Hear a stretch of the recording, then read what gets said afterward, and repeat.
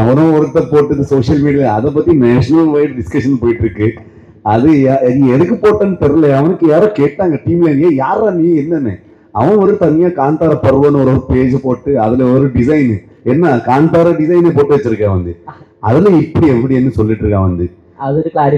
அது எங்களுக்கு சம்மந்தமே இல்லை. இது நாங்க அதுக்கப்புறம் யாரு என்ன பண்றேன்னு அது வச்சுக்கிட்டு நிறைய பேர் மீட்டர் ஓட்டிட்டு இருக்காங்க எங்க சோசியல் மீடியால. அது சும்மா ஃபேக் நியூஸ். அப்படி யார் சொல்லுவாங்க?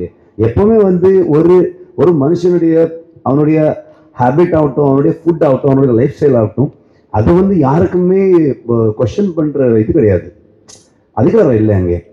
Everybody has their own choices. நாங்க யார் அதை கொஸ்டின் பண்றது? நீ இப்படி பண்ணதான் அப்படின்னு யாரு? நாங்க படத்துல எல்லா எலிமெண்ட்ஸும் காமிக்கிறோம்.